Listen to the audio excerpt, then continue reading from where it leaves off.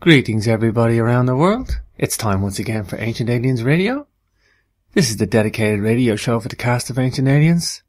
Here we interview authors and researchers as an ongoing investigation into the ancient alien theory. Don't forget to like us on Facebook or subscribe to the YouTube channel Ancient Aliens Radio. So I have with me now on the line Dr. Robert Schoch, author of Forgotten Civilization, the Role of Solar Outbursts in Our Past and Future. So without further delay, let's bring on our guest for this evening. Welcome, Robert. Oh, thank you very much. It's a great pleasure to be here.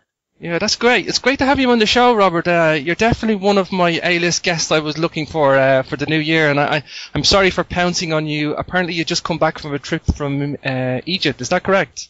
That's correct. I was there for about 2 weeks or so. Wonderful to be back to Egypt. It was the first time since the revolution, so I really wanted to get a lay of the land, so to speak, in the new. Right. And is it safe to travel there at the moment? There's a lot of people get a bit weary of travel there at the moment. Yeah, no, my experience is that it's safe to travel as long as you're smart. I don't want to go into the middle of some demonstration, that type of thing. Yeah. And while we were there, they were voting on the new constitution, so it was a time when they were politically active, but, you know, it really is safe. They don't have any issues with tourists. It's really just, should we say, political, if I could say, arguments or disagreements among themselves. And you just don't want to get into the middle of that. Right. It's a civil thing, isn't it, for them? It's not tourists are well looked after in that country, I think. It's very well looked after. And, you know, I even went into Tahrir Square. We went in there because the Egyptian Museum is there. And That's right, yeah. I've had the pleasure of being there. I've been to Egypt myself on 3 occasions.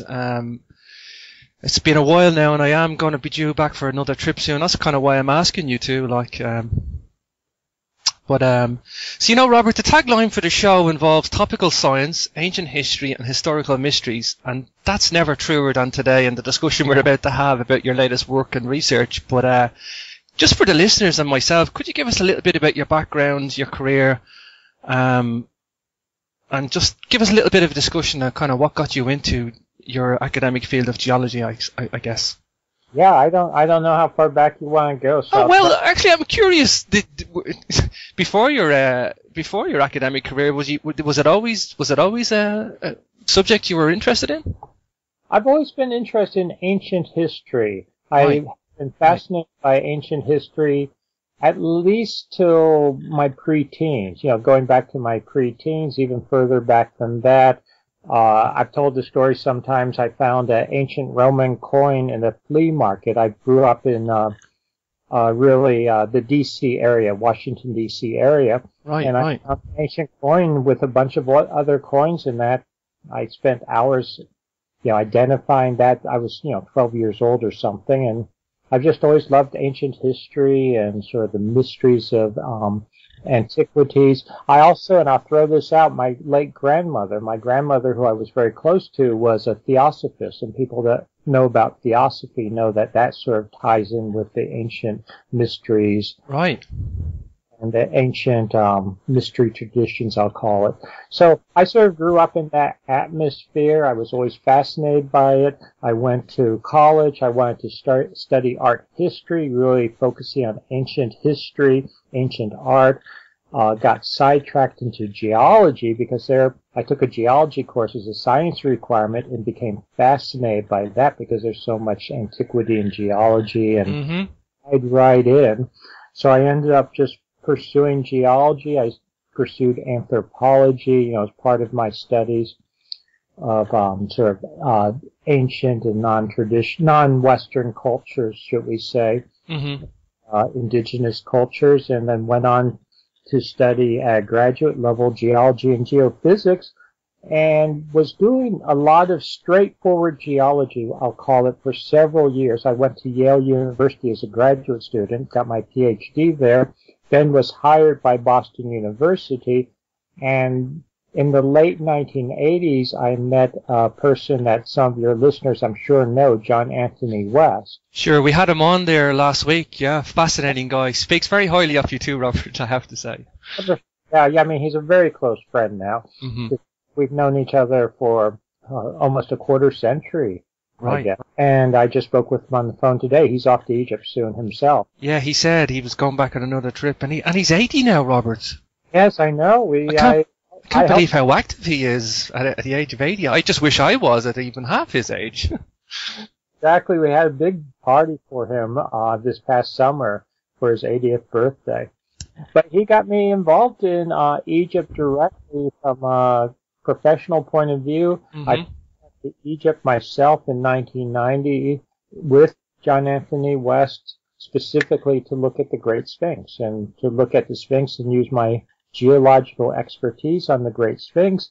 And I very quickly came to the conclusion Hmm. that the core body of the Sphinx is much older than Egyptologists have led us to believe, have believed themselves, and this set me on this journey for, in a very serious way, looking at the origins of civilization, how far back sophisticated culture civilization really goes, and what happened to it. So that ties in, and that's really, as you know, very much the subject of my latest book, Forgotten Civilization. Sure. And I guess everybody kind of would be very familiar with the Sphinx scenario that evolved on your behalf. And in the book, you go into the Sphinx redating and how that all happened for you, and the personal accounts. I never realized that about you, Robert, and I always kind of just presumed that, you were given this geological problem and you solved it, and you said, well, that's the data, that's the scientific analysis, and I thought you were kind of somewhat different to some other alternative historians who put themselves on the front line on just, but you got into some personal accounts and you were kind of viciously attacked, if you want to call it that. And I was very viciously attacked. I mean, I'm part of academia. As I said, I went to Yale University. I'm a tenured faculty member at Boston University, but that doesn't make me immune to. well, exactly, I kind of somehow thought you would be immune, I guess, and I just, I'm guilty. I actually had never read any of your work before, Robert, and you can forgive me for that because you do a lot of conferences and you do a lot of other media other than books, but it was nice to get into your book, and it was nice to see your narrative and to see the man behind this this saga that has really been enthralling for 20 years about the Sphinx now. Yeah, well, thank you very much. I think that's, and I think you've touched on it. One thing that I think, and I'm hoping this book will bring forward is that, there are these personal stories, there are these personalities. Academia is not what a lot of people think it is. Mm-hmm. The outside, it's not sort of the sanitized, well, you present the data, and if the data is overwhelming, all of your fellow scholars agree with you. No, it's very cutthroat, it's very vicious. There's a lot of personalities involved, a lot of personal ego involved. Mm-hmm. So, but, what do you expect? I mean, in hindsight, or I should say, we're dealing with humans, and when humans have devoted their careers to one scenario, to, stake their career on one set of data and one interpretation, they get upset when that's Sure. overthrown. When you come back in the next lifetime, Robert, you should come back as an engineer because I think you get a bit more freedom as an engineer, perhaps, in academia. Let's just talk about some of the details of the Sphinx, Robert, because in the book you talked about the Hall of Records and the possibility that it might be underneath the Sphinx, and you uncovered a cavity that's there. And I didn't know also that the Sphinx sits on top of a possible cliff and it's somewhat surrounded by sand. Is that correct? Yeah, that is absolutely correct. What we found seismically, and when I say we, this is Thomas DeBecke, a geophysicist. Mm-hmm. The geophysicist and myself, we did seismic studies around the Sphinx. To explain that really simply, we used a sledgehammer pounded on a steel plate that puts sound waves into the ground. It's not dissimilar to what people think of as GPR, ground penetrating radar, but this is actually sound waves, vibrations, Mm-hmm. and radar, and you can pick up what's under the surface. And something that we found is under the left paw of the Sphinx, there's a definite cavity, a definite chamber. It's very regular. I have no doubt that it is man-made, carved, not just a natural cavity and opening. And And the Egyptian authorities, they actually, under Zahi Hawass, he drilled that at a wrong angle deliberately, because I don't think he wanted to uncover it. Is that also correct, yeah? That's absolutely correct. He didn't want to uncover it. He wanted to, quote, prove, unquote, that it's not there. He drilled at a wrong angle to show that he wasn't hitting a cavity. He knew exactly what he was doing. Do you think they want to uncover that behind the scenes and make sure they know what they're looking at first, or? I suspect that could well be the case. At least that's what he had planned. Speculation, I guess, but he's not in power now. Yeah, what's happening? Because I've had a couple of Egyptology guys on. What did they say? Yeah, I think I spoke to Carmen just because Dr. Carmen Bolter, she's going to be coming on the show, and Robert or John Anthony West. He thinks it's a good thing that he's gone, but I don't think John Anthony West really kind of believes that it's any way better that somebody else is going to replace him. That he still thinks the paradigm's there, and it's such a hard paradigm to break through because the Egyptologists are such a special breed, if you will. Yeah, it's hard to know. I mean, I've spoken to a lot of people in Egypt on the last trip. Mm-hmm. Who, I mean, did not express any great, how should we say, desire to see Zahi in power ever again. Yeah, I think he's definitely a showman, Robert. He's definitely... And he antagonized a lot of his colleagues in Egypt. Yeah. And everyone knows that. I mean, he knows that. That was part of the way he acted. And he definitely had a way of, squelching certain discoveries or denying things. And then in some cases, rediscovering them later when he thought he could get away with it. Mm. So what he intended with our discovery, which I stand by, but this chamber under the paw, mm-hmm. I don't know. I would like, and I'm hoping now, that things may have changed, and this is something I was working on when I was last in Egypt and will be working on again till January. I was there earlier this month. As things settle down within the regime, I would like to ultimately get permission or at least see through some exploration of that chamber. Well, I wish you every success with that, Robert. I would love to see you do that too, and I think a lot of people would. It could be very important, and who knows what it is. I was going to say that you're aware of this, but if I could mention it, some people think it could be incredibly important. It was pointed out to me after we discovered it that Edgar Casey, the psychic, for instance. That's correct, yeah. Going to be around there. Now, what do I make of that? I don't know. I'm a geologist, I'm a scientist, I'm an academic.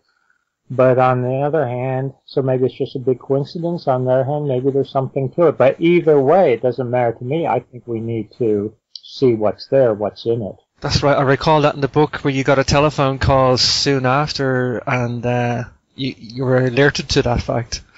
I think another thing that you point out, Robert, is that the mud brick mastabas would have been washed away. Because I think they tried to use that as an excuse, and you went, no, there is other evidence that... Exactly. The mud brick mastabas, which are supposedly older than the Sphinx, the traditional dating for the Sphinx. I mean, given the erosion, given the water weathering on the Sphinx, these sun-dried mud brick mastabas mm-hmm. would have been totally washed away if you had even a fraction of the rain that would be necessary to weather the Sphinx as we see it today.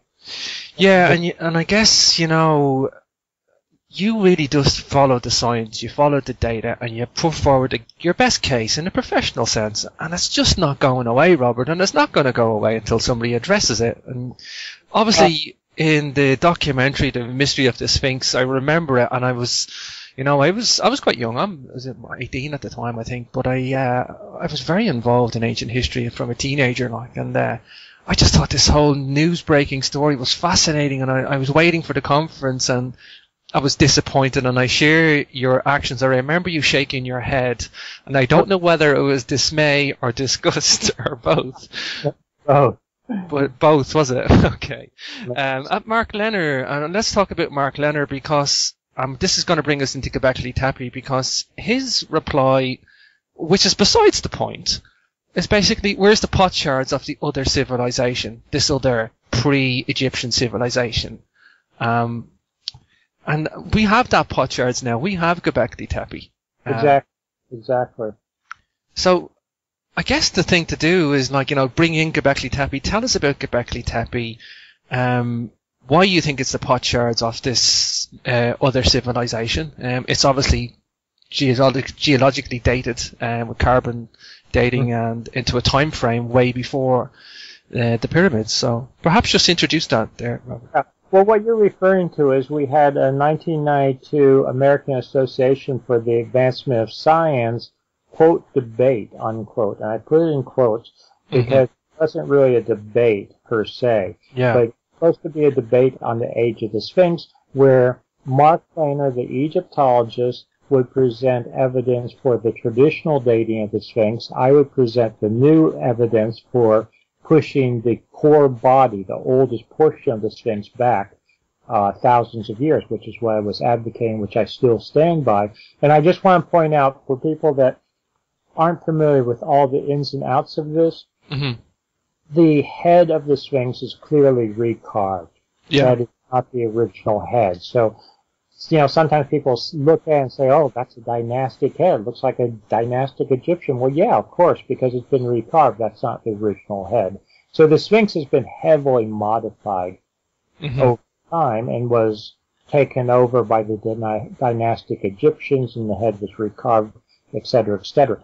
But getting back to that debate, it really wasn't a debate because I was trying to present data as best I could as a geologist, as a scientist, and what I found, and I'll put it crudely but succinctly, essentially he was hurling insults at me and saying, well, we know the true age of the Sphinx, essentially saying I was crazy. He literally called me a pseudoscientist for even questioning Egyptological dogma. And what was supposed to be his really cutting remark to quiet me was, well, if the Sphinx is that old, where's the evidence of another civilization? Where's there evidence of civilization going back to that period? Where are the pottery shards? I'm paraphrasing. Yeah. You said besides the point, because if you've got good data that something is old, it's irrelevant, really, isn't it? You don't need to have something else that's just as old to prove that the first is old.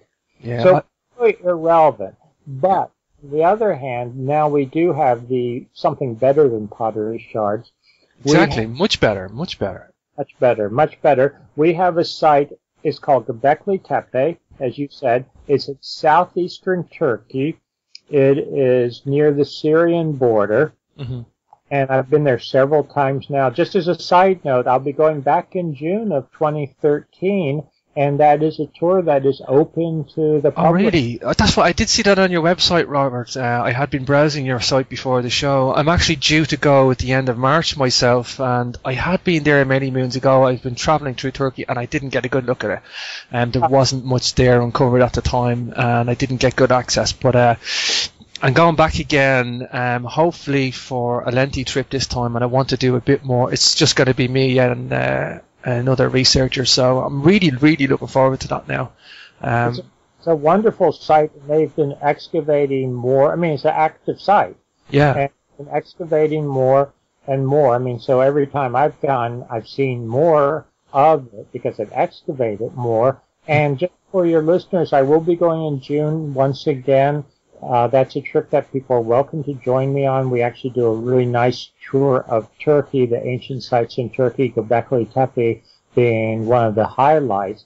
And I'm sure you know this, but when you go, make sure you go to the Urfa Museum also. Yeah, they got some beautiful artifacts there. Beautiful artifacts there, and they've got beautiful artifacts that they put there from the site of Göbekli Tepe.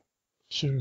Definitely want to see the Göbekli Tepe artifacts in the Urfa Museum, because they put some there because it's not safe to leave them on site, the things that are easily, stolen, basically. Sure. Before we get into the specifics of Göbekli Tepe, Robert. Yeah.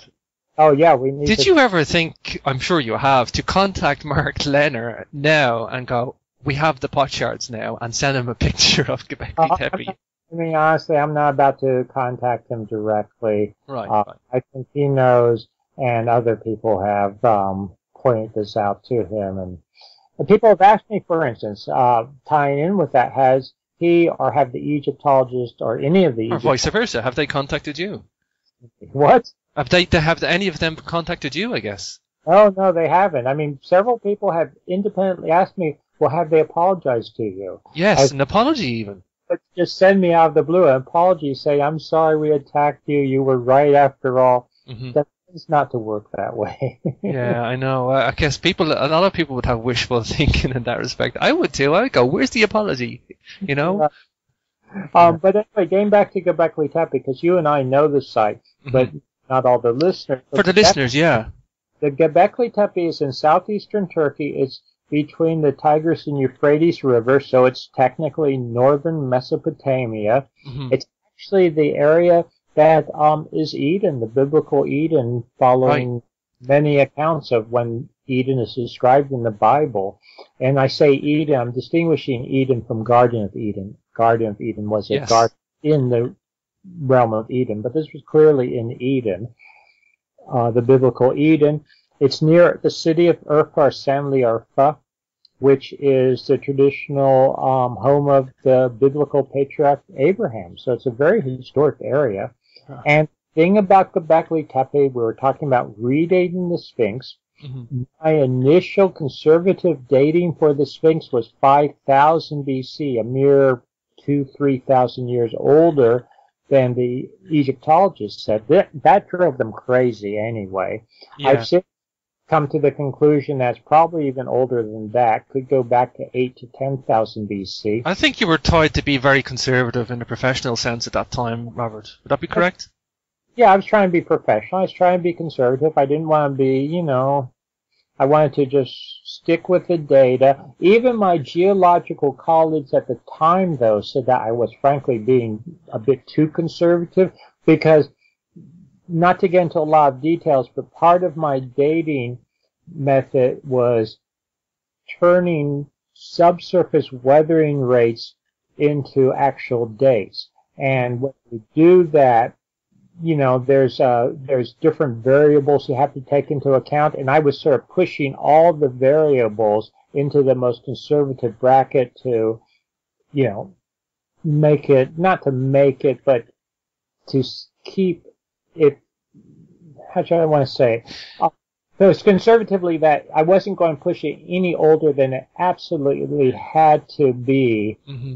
And I think you were saying in the book, your latest work, Forgotten Civilization, that there's a linear scale you can follow, and then there's more accurately, it's probably not such a linear scale. That could actually accelerate that, which would push the accelerating of the dating would actually push it back further. So that's right, exactly.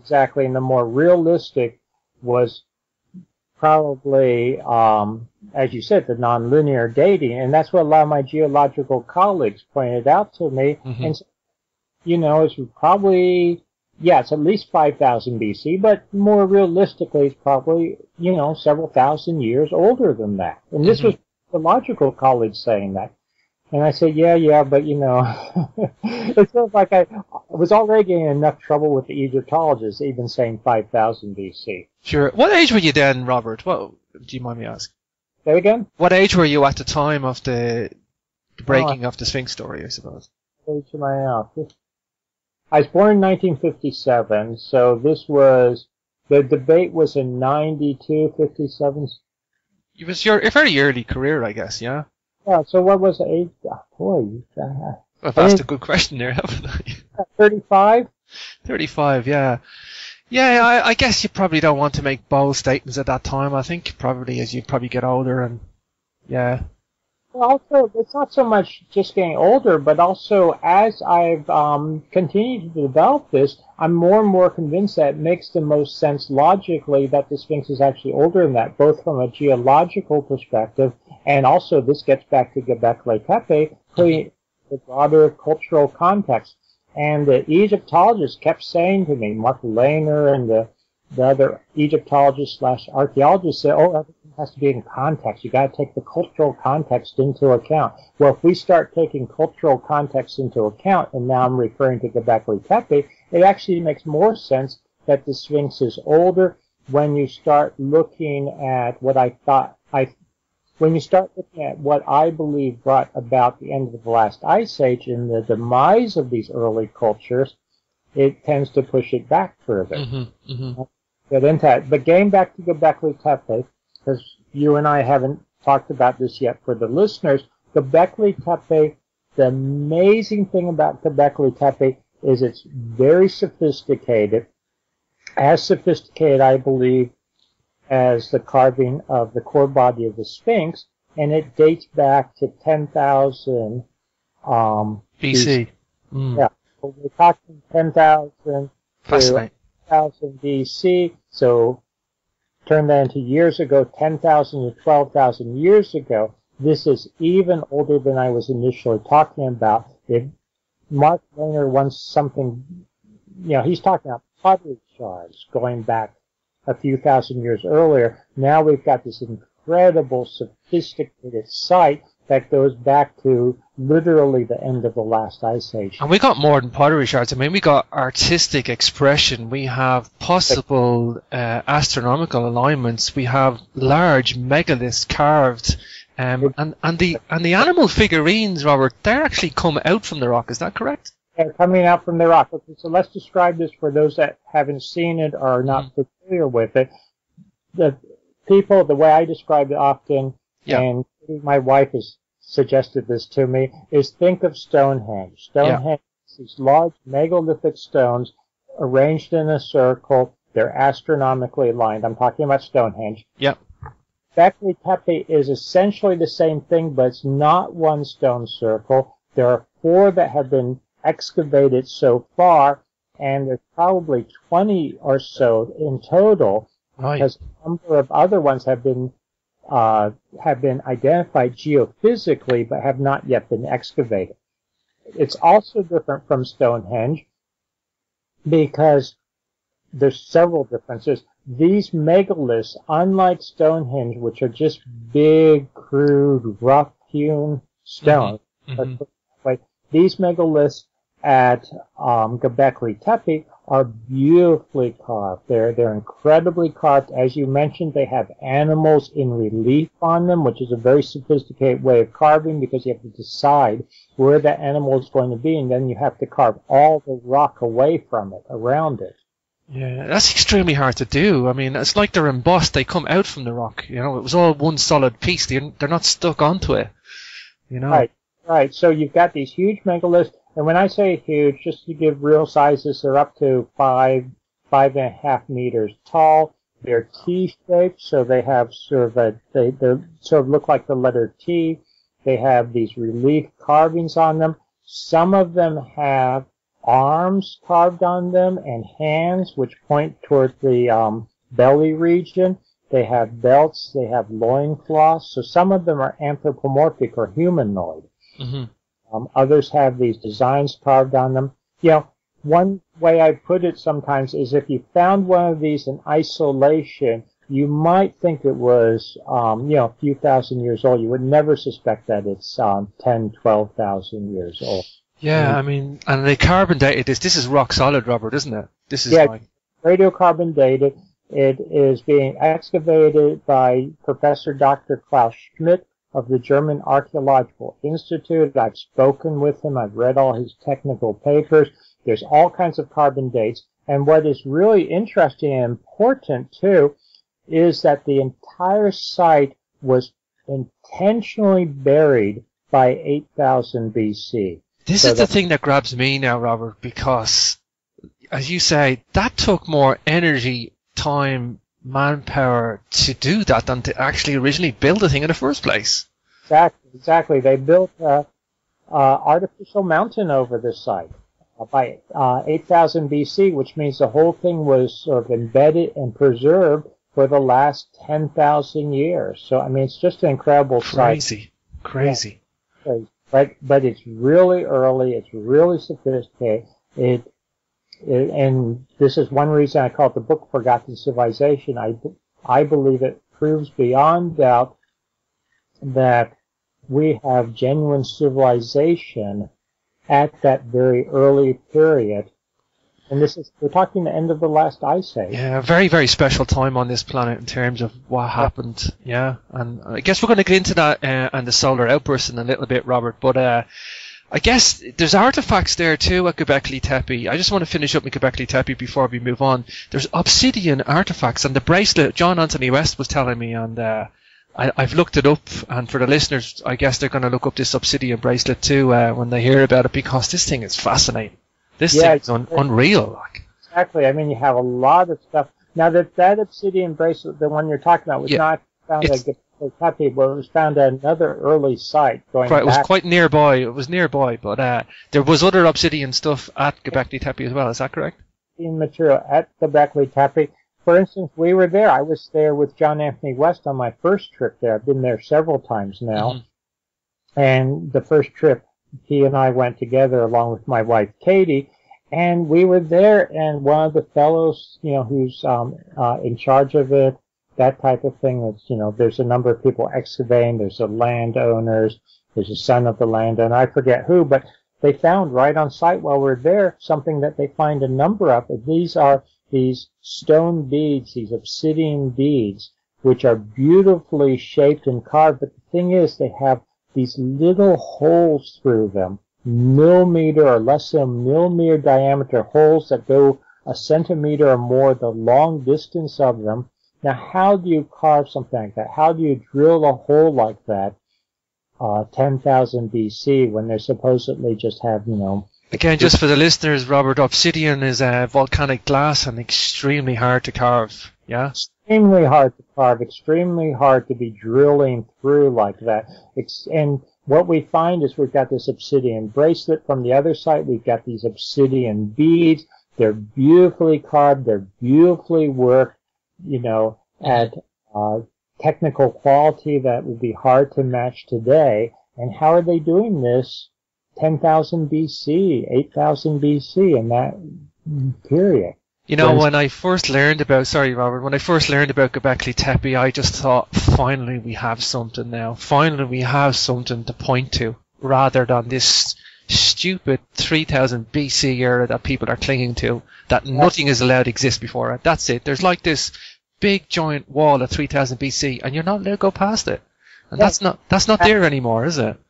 No. I mean, it's there maybe in the minds of a few people, yeah.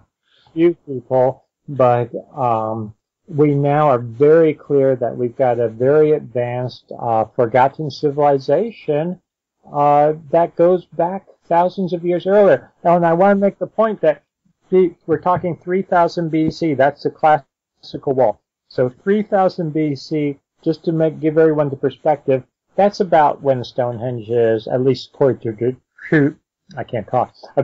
traditional dating. Mm-hmm, mm-hmm. Which I think we have to start questioning some of this dating too for certain sites. Yeah, but I think some of it's they're pulling figures out of hats, but yeah. Okay. But you've got this classical 3000 BC, though, so that's 5,000 years ago. Göbekli Tepe, we're talking 10,000 BC, 12,000 years. We're talking more than twice as old. The people in 3000 BC are closer to us in time than they were to the Göbekli Tepe people. Right. And I think what I like what you portray in the book as well, in Forgotten Civilization, that this place, Göbekli Tepe, was more like a center of knowledge, that it wasn't religious. And I'm going to throw in... I'm just going to throw in the National Geographic article as well, because I presume you've seen that, where they went with this whole religious route. They went down the religious route, and they seem to just stamp this label onto these places. That's religious. That's okay. That's boxed away now. Yeah, exactly. And I get so frustrated with that. I think you have this classical archaeologists, I'll put it that way, mm-hmm. The status quo historians, when they find these ancient sites, they don't know what to make of them. They don't want to give the people much credit, should we say, because of course they're old. They're very long ago, so they must be primitive. That's the way they tend to think. If they don't understand something, they just say it's religious. They just say it's a temple. It's, some ritual type thing. Sure. And frankly, my opinion is they're carving these stones. They're erecting them. I believe they're aligning them. for astronomical purposes and other sophisticated purposes. I believe that they are making scientific measurements. They're preserving knowledge. It's like a science library. I don't believe that they were going through all this work to carve these stones and, in a sophisticated manner, just willy-nilly, Sure. It's something I do. That's where my research is archaeoastronomy. That's a subject that I have a degree in physics with astronomy. It's an academic degree, but I'm more the engineer. But I just love archaeoastronomy as a subject, so I'd love to see what comes up with that. But again, there's so much of it still buried, Robert. So we've only got a small percentage of the data. It's something like 5% of the site. Is that correct? Exactly, that's correct. It's a very small percentage of data that we're dealing with, I suppose. Exactly. On the other hand, I get frustrated with people who think they've solved the problem of the back. I sometimes find myself in the middle. I'm not into the classical archaeologists and conventional status quo, but on that end, I know that a site like Göbekli Tepe, it's really hard to try to have any definitive analysis of it when we've got so little excavated. Sure. Okay, so Robert, going away from Göbekli Tepe, there was a reason you brought that into the book. And again, I just on the religious thing, I mean, we're pushing that religious idea away. It was the center of knowledge. And you've also kind of had a go at the Chaldean paradigm, which is basically that agricultural, basically came second. And, I think trying to dismantle this historical framework that we're tied to, and I'm talking about mainstream academia, is hard to do. But, you've made some trips around the world. You've been to Easter Island too. To study the Moai with your geological eye. Tell us a little bit about that and why the trip there, Robert. Oh, well, I mean, Easter Island, for those that, everyone should know about Easter Island, but in case there's anyone that doesn't, it's in the Pacific. It's a very isolated island. It's very small, and it's known for the Moai. The Moai statues, yeah. Moai statues, these huge heads and torsos that are carved from the volcanic rock, the volcanic tuffs on the island. Primarily, some are basalt, and that's part of the story. But these huge Moai, the ones that are erected are up to 75 tons or so in that range, 30-some feet tall. And huge, daughter. I remember looking at a picture of it in the book, and you look dwarfed compared to this big monumental statue. It's monstrous. Next to them, Katie and I were really dwarfed. And the interesting thing is that you've got them. No one, in my opinion, has given a good explanation for them in the conventional, the conventional archaeological community. And I look at these as a geologist, something that's very interesting. I've been to Easter Island a couple of times to look at them. Is that some of the Moai, they're standing erect, but they have been buried up to their necks, up to their chins, and even a bit more in sediment. Why that? Was there a cataclysm that did that, or was there landslides, or was that? Oh, that's the thing. People, there's two ways to view this, and they're not necessarily mutually exclusive, but all the evidence geologically, in my opinion, is that this burial was just from dirt and soil and whatnot building up around them. And when you have them buried in that much sediment, that indicates they've been standing there a long time, because these are relatively tall and thin, for their dimensions. If a major landslide, a major cataclysm, a tsunami, something like that, you would expect that in the most cases, and a few of them have fallen over and were buried, but you wouldn't expect as many standing vertically as do. Ones that they're still standing vertically, yet they're buried up to their chins in sediment. And that's not what you expect from a landslide or some kind of cataclysmal burial. Some people have suggested, well, maybe they were done for ritualistic purposes. They would carve them, then they would dig a pit and bury them in the pit, so maybe they were artificially buried. In fact, there's no evidence for that. I don't think that. No, I don't think that. Just talking about your geological eye, Robert, did you discover anything particular about in a geological sense, to date them, because there's discrepancies over the dating too. So I think there are discrepancies. Okay, so we need to talk about dating. Right. The classical archaeologists and historians have worked on Easter Island, have dated Easter Island culture to very recent geologically. They have suggested, and based on a few radiocarbon dates, which I think are disputable. Not that the dates are wrong, but what they're actually dating is another matter. They've suggested that the island was not colonized, was not settled until maybe as late as 400, 500, even 600 or 700. Some people would say as late as 800 AD. So somewhere between, say, 1200, 1500 years ago. So very recent geologically. That would mean all of the moai have to fit within that period of, last 1500 years. Geologically, I just don't think that works. You don't get that much sediment built up around moai that, stands 30 feet tall and has been buried 20 feet in sediment. You don't 1500 years. So that's number one. The second thing is there are some moai that are not carved out of the volcanic tuffs, which is a somewhat softer volcanic rock than salt. There are some moai that are actually carved out of basalt, a very hard basalt, very difficult to work. And the few basalt moai, all the evidence is that they are older than the other moai.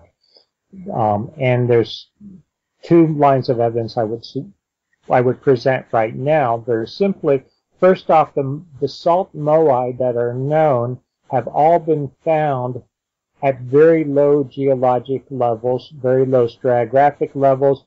They've been reused in other structures on the island. So that right off the bat says that they're older because they're being reused in later structures. And secondly, the quarries where the basalt moai were quarried and carved have not been found, have not been identified. And geologically, what I believe is happening, and I talk about this in Forgotten Civilization, as you know, I believe that those quarries are underwater off the coast of the current island, but they were exposed when sea levels were lower at the end of the last ice age, which means that those basalt quarries and those basalt moai would be incredibly old, thousands of years old.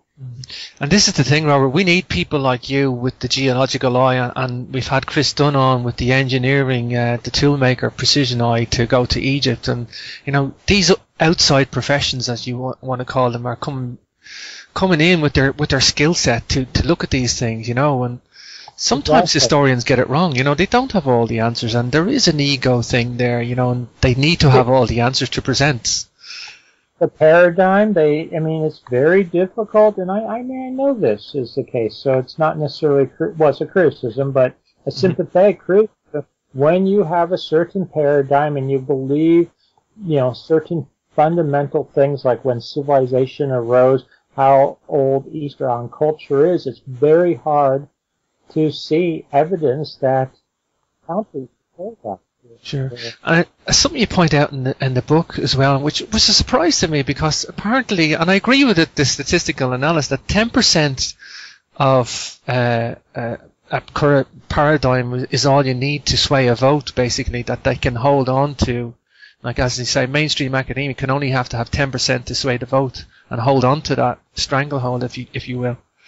Yeah, you only need, I think you're referring to when you have 10% true believers, so yes. 10%, because a lot, the truth is, and I'll elaborate on this a little bit, the truth is that most people in academia, frankly, most people in life in general, they aren't going around analyzing everything. So if you have a certain percentage of people that absolutely are assertive that this is correct, etc., most people go with the herd. I use a biblical allusion, they're sheep. Right, Robert, now we're going to tie this all together, because on Easter Island, you have the Rongo script, and this is very significant. This is the key. Yes. I think this is the part of the epiphany that you had, if you want to call it that, when you were on Easter Island, maybe it was soon after. I can't remember. Well, it was after. It was after getting back from the first trip on Easter Island. I've been, since I wrote the book and it came out, I've been back to Easter Island. Right. Just there in November. And, it was just wonderful being back. We'll be going back again sometime. I don't know when yet, but it's just a great place. You've been fascinated. It's got a hold of you then, this place. Yeah. Well, Katie and I, personal note, Katie and I were married on Easter Island. Oh, beautiful. Yeah. Yeah, very nice. So, Rongo, you believe these symbols that actually, because I actually had familiar with Rongo script because I had heard before, and I had researched transoceanic contact in ancient times, and some people believe that the Vedic civilization has similar script to the Mohenjo-Daro is similar script to Rongo, but you provide another alternative explanation, which I think is a lot more plausible. Yes, exactly, and this has to do with solar outbursts. So yeah. We have to sort of give the background for everyone. Mm-hmm. I believe that there's no doubt, and this is based in part on my own work geologically, my analysis of a lot of data and published data, sediment cores, ice cores, that type of thing, that the end of the last ice age is about 9700 BC. It was incredibly dramatic warming very, very quickly. Based on the best sediment data and ice core data we have, things like Greenland ice cores, we had a dramatic increase in temperature over just a couple of years, and it's a matter that you can't really resolve it better than 2-3 years in the geological, context. It's an overnight process, I guess, Robert. Yeah, the melting of the ice sheets and the ice age abruptly ending, I think, yeah. Very, very abrupt. And the point is, it could have been overnight, literally, the major climatic warming. And how do you explain that? I've come to the conclusion, based on isotope data, etc., that we had a major solar outburst. We now have very good data that the sun is not stable. It's like any other star. It goes through periods of calm. It goes through periods of increased activity. People may familiar with what are known as major solar flares, coronal mass ejections, essentially big balls of charged particles and gas spewed off from the sun. One hit us in 1859. It's known as the Carrington event, caused havoc at the time. But I believe, there's no doubt, the data indicates that in 9700 BC or thereabouts, at the end of the last ice age, there was a major solar outburst. And I believe this was the cause of the end of the last ice age. It caused dramatic climatic warming. It melted the glaciers. You literally would have had, it was so dramatic, in certain areas, essentially what would have looked like lightning. It wouldn't have been lightning. A mixture between aurora and lightning or something like that?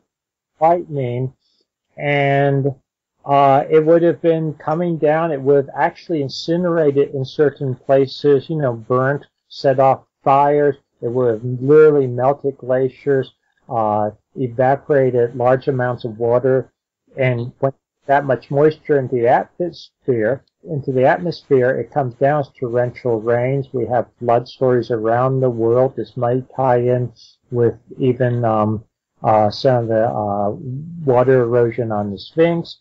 So I think it ties a lot of things together. Also, we know that when you melt glaciers very, very quickly, you release pressure from the surface of the Earth. It causes increased volcanic activity, increased earthquake activity. We know that was happening at the end of the last ice age.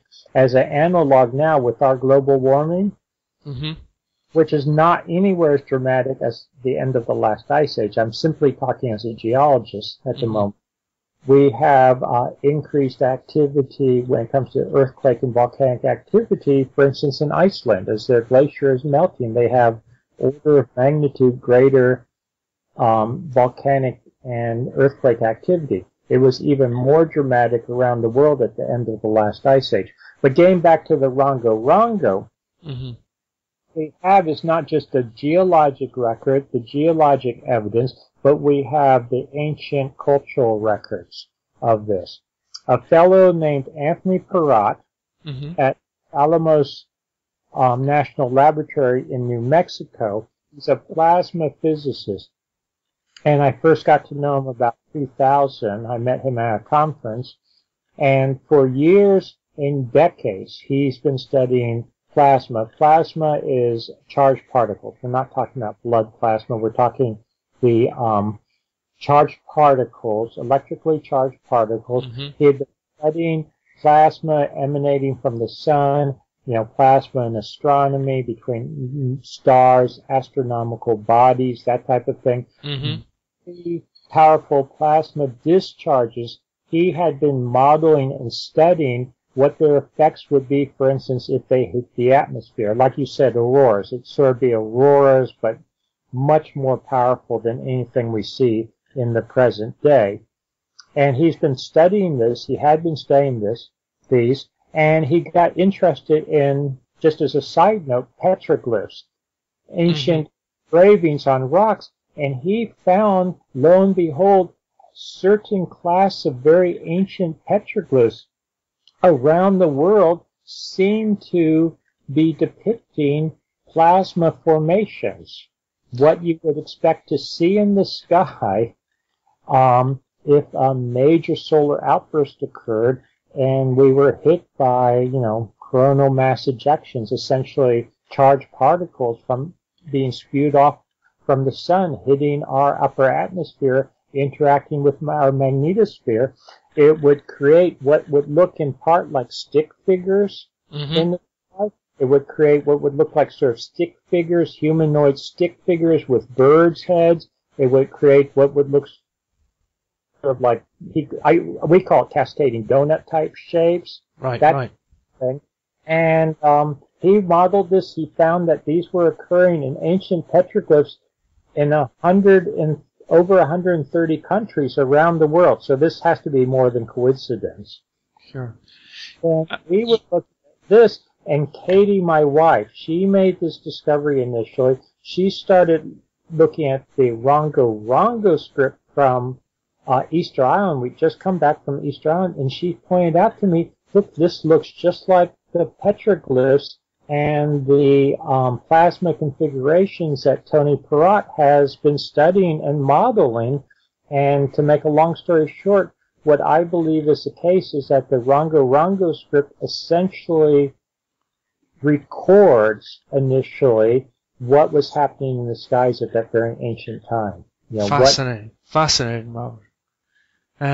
Just on a different note, locally here in Ireland, we have passage grave rock art that a lot of people seem to reckon that because they're sun worshipping cults that capture the beam of light on a solstice inside passage graves, and there's a lot of rock art here, Robert, that people say they're drawing the corona of the sun in 3000 BC, and I know it's something you go into in that period, 3000 BC, there was probably a smaller event going off as opposed to the 9700 BC event. Yeah, what you have to realize is that you have these events. You have a really big one at the end of the last ice age, and what happens with the sun is it's a volatile situation. Literally, with the sun, it has to re-equilibrate, I believe, on the order of every 10 to 12,000 years. So it has these major ejections, these major outbursts as it tries to, I'm talking anthropomorphically, but as it tries to re-equilibrate, so it will give off a big spew, then it will be calm for a very short period of time, then it will give off a big, ejection again. So it sort of has a lot of variability for a while, then it sort of calms down and becomes more stable. But even so, like at 3000 BC, it will give something off. And there's evidence, again, scientific data, that period was rich with sun activity, Yes. And there's various stuff you go into, sunspot cycles, solar proton events, and coronal mass ejection. So it's a complex science, but you do deliver it very well in the book, Robert. You definitely do. Thank you. Yeah, because it is complex, and these are complex cycles. But what I believe we have to realize is that we as humans, we as a civilization and past civilizations are very much affected by them. Sure. I must just say, for the purpose of the listeners, the book isn't taxing at all, Robert, although there's a lot of actually complex ideas and various regions of science involved. It's not taxing to read at all. It's full of data, but it reads very, very well. Like, I must say that for the listeners. It's very clear to me, and I appreciate this very much, that you really read it thoroughly, and I really enjoyed it too, because it's fresh and it's new and exciting, Robert, and it's a good analysis of our events through the eyes of somebody who knows what they're talking about, first and foremost. But it's almost like a detective story that you've put together these various regions of science, and a lot of it's new and current too, I guess, Robert. I mean, we're only coming to terms with the sun and its actual activity in recent years. Is that correct? It's very new. I mean, again, it's almost a psychological thing. Even astronomers, professional astronomers, they study stars and they know how stars are active, and they go through all these cycles and whatnot. Mm-hmm. But it doesn't quite dawn on them. Well, what's our sun? It's just another star. It's going to have these same cycles of activity also. Mm-hmm. There's a couple of things I wanted to get into, just specifics, Robert, because one thing you touched on was the vitrification of rock, and that's something that has fascinated me for a while, and it's a local event to where I'm at, so you can probably understand that. But in Scotland, at castles and fortifications, the rock has been vitrified, also almost turned to glass by extreme heat. And I've never heard a sensible explanation as to why until now, Robert. So perhaps that's a good thing to introduce just as a piece of evidence. Now, vitrification is really amazing and interesting, and I've had the opportunity to, firsthand study some of the vitrified in Wales and Scotland. Mm-hmm. And you find it around the world. And what I think is happening and what we're talking about is that when you have a major solar outburst, you will have certain areas, certain sites where you literally have, think of as huge lightning strikes coming down to the surface, and so intense and so hot that they can melt, and then it will re-solidify. That's the vitrification, the surfaces of rocks, essentially. Sure. And in some cases, the vitrification is not necessarily really pretty. I don't know which types of vitrification you've seen, but sometimes, just to give people a sense of it, if they think of slag, maybe, if they know what slag is, mm-hmm. with very high temperatures and it melts and it sometimes will sort of bubble, that type of thing, before it re-solidifies. Sure. So you get different forms. And interestingly, and just in the last few months at several sites around the world, going back to the end of the last ice age, they found microparticles of vitrified material in archaeological sites of this period. Right. Fascinating stuff, Robert. The vitrification thing, I do recall a documentary being made. I couldn't tell you the name of it, where it was at, but I remember they were trying to explain the vitrification, and they literally chopped a forest down. They thought they intentionally vitrified their forts to make them stronger, but that didn't hold true. That doesn't make sense, and they couldn't get the temperatures up. And I think they had some partial research where they got a tiny piece of rock to melt in the core of the wood they burnt. But it doesn't work. Those types of explanations. I'm talking as a geologist, because you need extremely intense temperatures right on the surface, and that's what you'll get. If you have a major solar outburst that drives down to the ground in some areas. And also, when I've looked at some of the vitrified forts, for instance, in vitrified areas, it's interesting that you'll get vitrification. Essentially, you can tell that whatever was vitrified was coming from a certain angle, a certain, say from the east or whatever. I'm just making that, but from a certain direction. Mm-hmm. And will vitrify everything facing that direction, but not on the other side. So in some cases, the exterior of a wall on one side, the interior on the other side, because they're all facing, you can sort of plot where it came from, if that makes sense. Right. So, you've gone, I guess, into a lot of subjects in earth science, if you want to call that, and climatology and earth science, and you have this new title of cosmoclimatology, which I think it's as you call it, the new paradigm.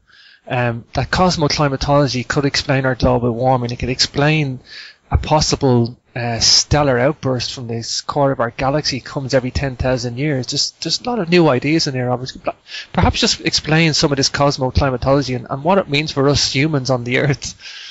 Well, what it means in a direct way is that we are much more tied to the cosmos. We are much more tied to our sun and to the larger picture of, our galaxy and the external world. We're not this little isolated, this is not a new concept, but I think we're finding more and more that we as a planet are dependent and affected by cosmic events, from the sun to, like you say, the core of the galaxy, etc. Let me just talk about cosmoclimatology a little bit more specific.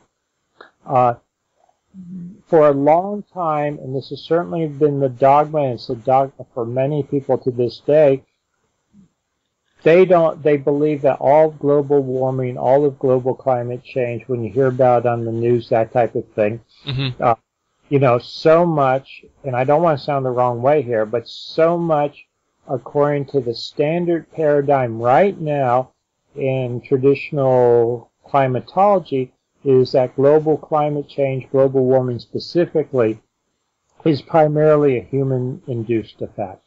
Mm-hmm.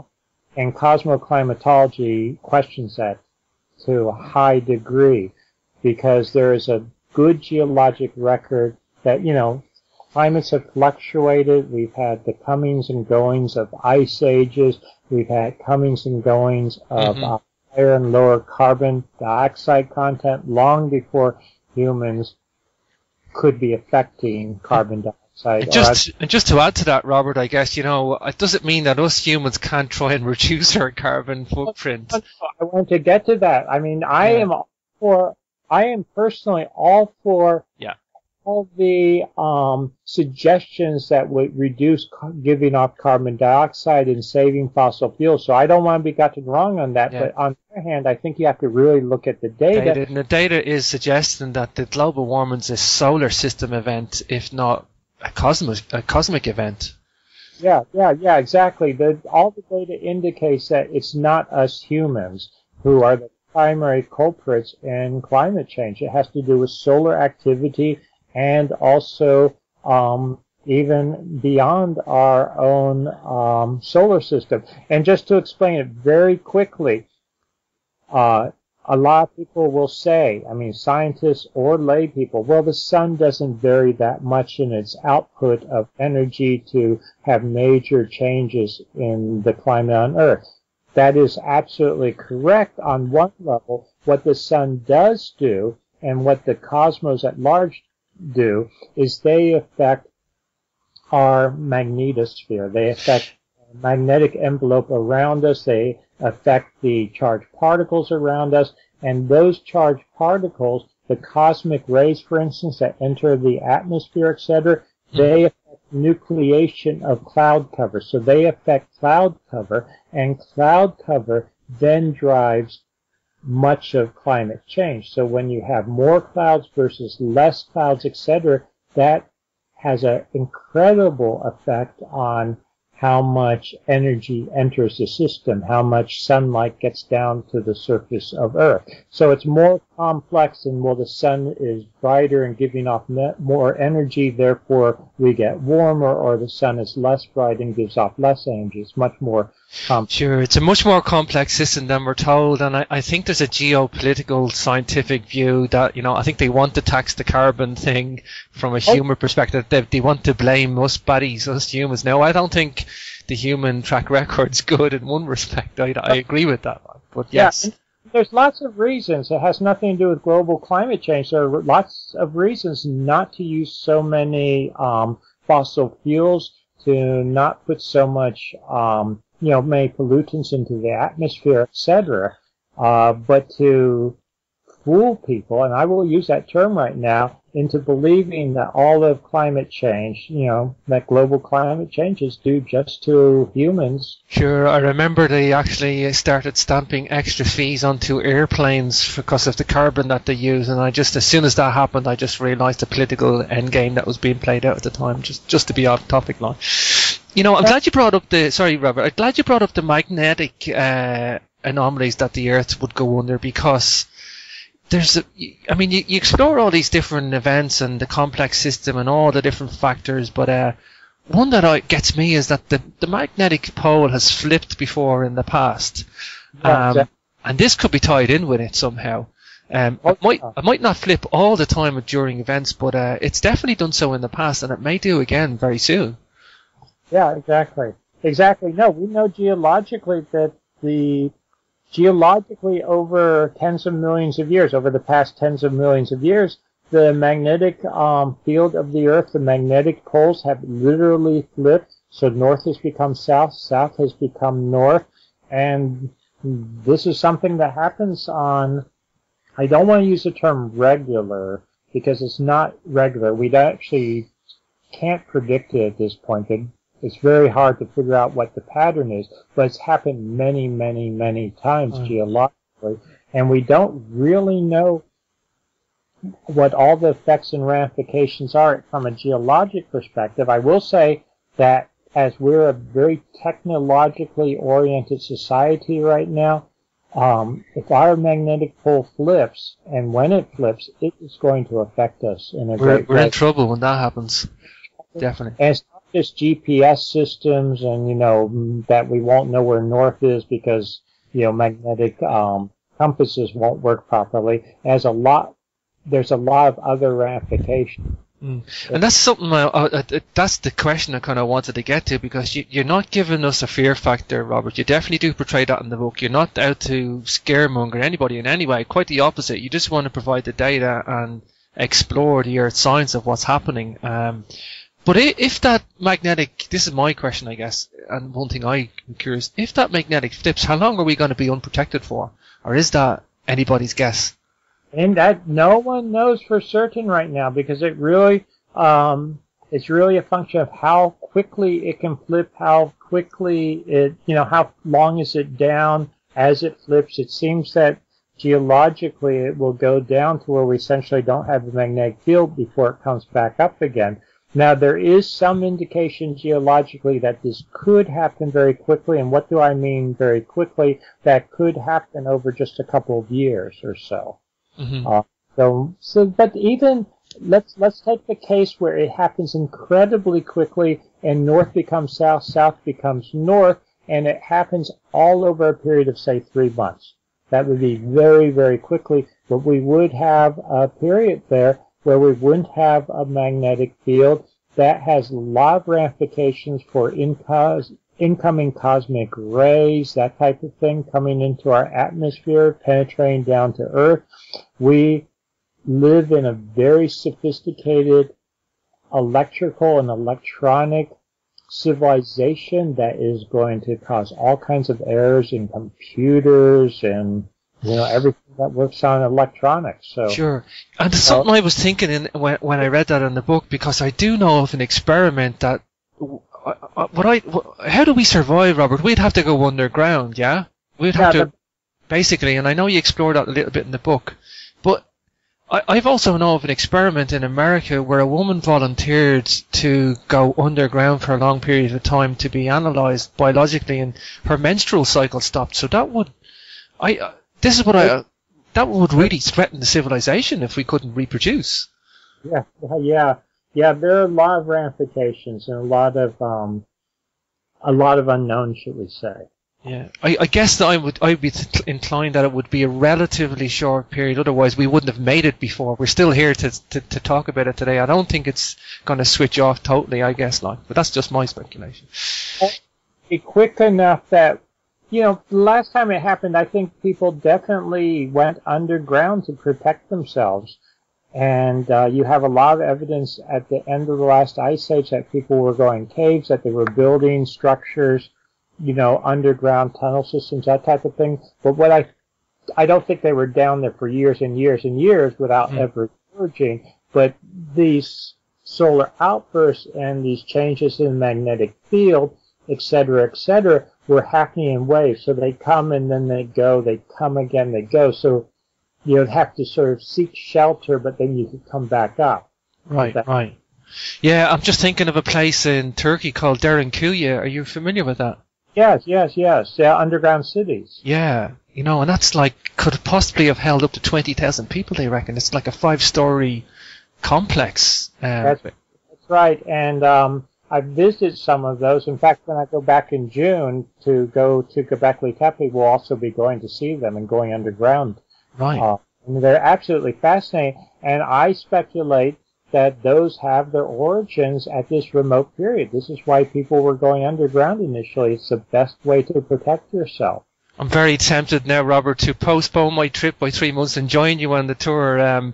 Just do us a favour, Robert. Give us out your website there for the listeners so that people can check out your work, your books. I'm going to have you linked up on the guest biography page, but just give us out your webpage there.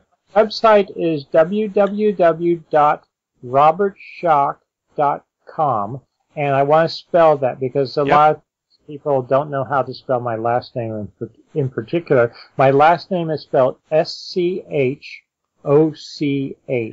So my website is www.robertschoch, ROBERTSCHOCH, all one word, .com. Robert, it's been so fascinating talking to you. It really has. Such a thorough interview. I usually take a break, and I forgot to take a break, but it's just for production purposes. But there's so much I didn't get into, but hopefully you might come back later on in the year if you've got any more interesting research or updates to talk about. Sure, always my pleasure. Yeah, it's been a pleasure having you on the show, Robert. Well, thank you very much. I've very much enjoyed it. Thank you now. Bye now. Bye.